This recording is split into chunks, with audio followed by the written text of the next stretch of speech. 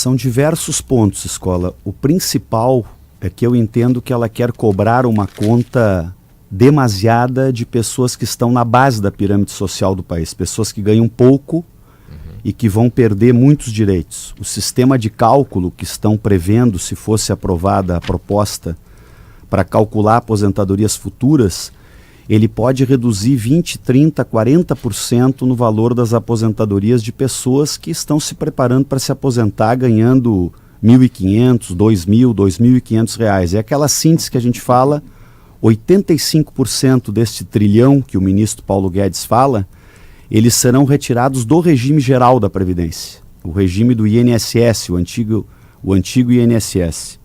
E este regime não tem privilégio nenhum, do meu ponto de vista. Eu até fiz esse desafio ao ministro, Rosane, dizendo, me apresente, ministro, um privilegiado no regime geral de Previdência Social. Então ali poderia caber no máximo uma calibragem, aliás já está votada uma calibragem para evoluir de 86, 96 para 87, 97, até chegar 95, 100. Né? E a minha segunda grande contrariedade, para escolher as duas principais para abrir esse diálogo, eu tenho muitas outras, né? É esse tema da privatização da Previdência, que o governo chama de capitalização. Hoje o nosso regime de Previdência ele é financiado por três partes iguais, semelhantes, de forma solidária. O próprio trabalhador contribui, as empresas contribuem e o cesto de tributos da Seguridade Social contribui com uma outra terça parte para garantir esse sistema solidário. A ideia da capitalização, que eu chamo de privatização, foi usada em 30 países do mundo, 18 desses países já voltaram atrás. Chama atenção que nenhum país da Europa, por exemplo, adotou essa capitalização. Alemanha, França, Itália, porque ela não dá certo, ela reduz barbaramente o valor das aposentadorias, ela desloca recursos para serem depositados em fundos que vão ser administrados por bancos e o que é pior, ela retira o compromisso do empregador e da sociedade como um todo, jogando só o trabalhador tendo que poupar a sua própria previdência. E, obviamente, quem ganha menos, 1, 2, 3 salários, não tem nenhuma condição de poupar a sua própria previdência. Então, nós vamos perder o sistema de seguridade social, de previdência social, se houver esta privatização chamada de capitalização.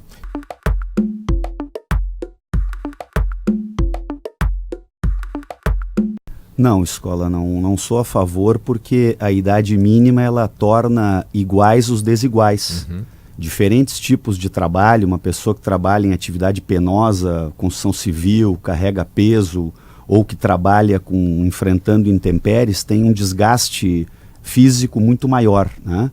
Então a ideia de somarmos a idade com o tempo de trabalho e eventualmente pensarmos em coisas diferentes para estilos de trabalho diferentes, essa sim poderia ser adotada. E a segunda coisa, eu insisto com esta frase, nós temos uma divergência profunda, estamos debatendo aqui com o Peronde, a quem eu mais uma vez cumprimento, não é, na minha avaliação, verdadeiro que o centro da proposta seja o combate a privilégios. Eu insisto, desse 1 trilhão que o ministro quer retirar do sistema de aposentadorias e o governo Bolsonaro quer retirar, 850 bilhões sairão do bolso de pessoas que ganham R$1.000, R$1.500, R$2.000, R$3.000. Então, se retirasse o regime geral da Previdência desta reforma e propusesse ajustes, por exemplo, em sistemas de previdência públicos, isto seria algo razoável. E outra coisa é o seguinte, quando se fala, Carolina, que está nos ouvindo também, os ouvintes da Gaúcha, em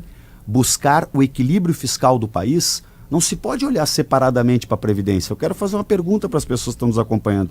Por que eles acham que a reforma da Previdência ganhou esta principalidade e a tributária não ganha? Porque, por exemplo, o Brasil é um dos únicos 2 países do mundo, Rosane, que não cobra imposto sobre a distribuição de lucros e dividendos. Então, um diretor de um grande banco, que é acionista do banco, ele pode ganhar ali num ano 200 milhões de reais retirado a título de dividendos do banco e ele paga 0 de impostos sobre esta retirada. Só 2 países do mundo não cobram esse imposto. Se fosse cobrar de escola uma alíquota de 20%, isto arrecadaria em torno de 50 bilhões por ano, que é a metade do dinheiro que o ministro pretende retirar. Por exemplo, e aí eu quero falar profundamente disso aqui, que que é a questão da aposentadoria rural. Não há privilégio na aposentadoria rural. É uma política de seguridade social. Reconhecer que o agricultor e a agricultora merecem que todo o Brasil garanta uma aposentadoria de um salário mínimo. Quem vai me convencer que uma agricultora aos 55 anos e um agricultor receber um salário mínimo seria o privilégio que causaria os problemas nas contas públicas brasileiras? Eu não concordo com isto e vou trabalhar para que isto não seja aprovado em nenhuma hipótese.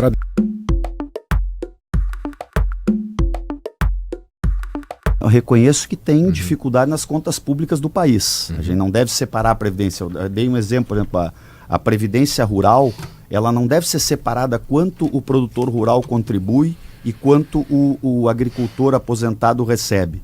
Nós temos que ter um equilíbrio, porque tem que haver transferência de renda mesmo. Eu pago um imposto de renda mais alto, porque tenho um salário privilegiado de R$33 mil, que é o salário de um deputado federal, e parte desse imposto deve ser usado para transferir renda, para que pessoas que vão se aposentar com um salário mínimo tenham essa dignidade. E eu quero voltar à escola numa frase que o meu colega Perondi colocou, que o sistema de previdência que nós temos hoje, que é o sistema baseado na solidariedade intergeracional e num sistema de repartição solidária, como eu falei, quem tem salários maiores contribui mais com outros tributos, não só direto para a Previdência, ele é um sistema absolutamente moderno, adequado.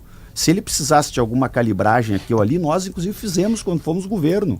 Eu fui líder do governo Lula e Dilma e encaminhei a votação de 2 alterações profundas na Previdência. Por exemplo, a posição que igualou a aposentadoria de servidores públicos e do regime geral até o teto de 5.800 a partir de 2013 para todos os novos que foram entrando. Agora, insisto com uma coisa, tá? A média da aposentadoria do regime geral da Previdência é R$ 1.500. Quem consegue ir lá na ponta do regime geral fica com 5.800, e é muito difícil alguém se aposentar com 5.800. Então não é ali que existe nenhum tipo de privilégio. E é deste lugar, da aposentadoria do INSS, da Previdência Social, que o governo quer retirar 850 bilhões de reais. E para dar um outro exemplo nessa coisa de justiça social, por que o Brasil não adota, como países do mundo desenvolvido, uma alíquota alta para a transmissão de grandes heranças?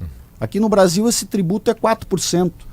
Tu vai na Europa, Alemanha, França, Itália, é 15%, 20%, quando a herança é grande. Eu estou dizendo heranças assim de 10 milhões, 15 milhões, 20 milhões, né? Que é muito mais justo do que retirar. E aí eu vou dar outro exemplo, que o Perondi sempre debate isso com ele, em outros debates que fizemos. Como é que nós vamos aceitar uma proposta de mudança na Previdência que reduz o BPC? O BPC é a previdência mais básica para as pessoas mais pobres que quando chegam aos 65 anos não consegue comprovar nem 15 anos de carteira assinada. Tem o benefício de prestação continuada. Isso, tem renda, benefício de prestação continuada. Tem renda de 1/4 do salário mínimo per capita na família e recebe um salário mínimo. Pois bem, aos 65 anos o governo atual propõe mudar para R$400, baixar de 1.000 para 400. Isto vai agravar a desigualdade e nós não podemos permitir uma mudança como essa.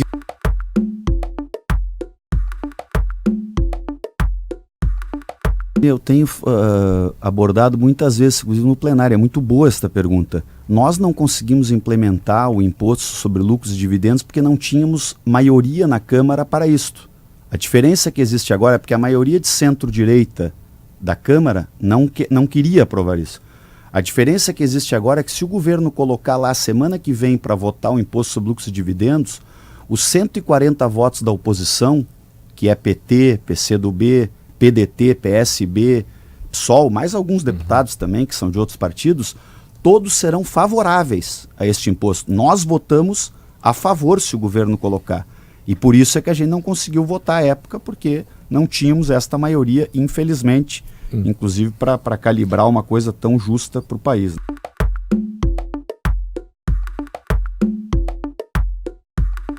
Deputado Henrique Fontana, para encerrar, que futuro vai ter essa proposta se depender da oposição? Na minha opinião, ela não vai ser aprovada. Né? Nós temos que retirar esta proposta de tramitação, pode colocar meia dúzia de mudanças justas na Previdência e nós podemos apoiar, mas essencialmente tem que priorizar e deve priorizar a reforma tributária que esta sim é uma maneira muito mais justa de ajustar contas do país. E especialmente o regime geral de previdência, eu encerro a minha participação nesse debate repetindo o que eu falei para o ministro. Me apresente um privilegiado aposentado pelo regime geral da Previdência e aí nós poderíamos conversar sobre combater privilégios mudando este regime geral. Não há privilégio no regime geral. Então não se pode retirar 850 bilhões de circulação da economia pelo bolso de pessoas que ganham 1.000, 1.500, 2.000, 3.000 reais. Inclusive isto é prejudicial para a economia brasileira, que se aprovar esta reforma aprofunda a recessão. E não deve, acima de tudo, privatizar a Previdência, que é o regime de capitalização que o governo atual quer fazer. Como se este fosse o moderno. Ao contrário, Escola. Este é superado. De 30 países que adotaram, 18 já voltaram atrás porque não deu certo. Vide o Chile, onde 80% dos aposentados ganham menos do que o salário mínimo hoje.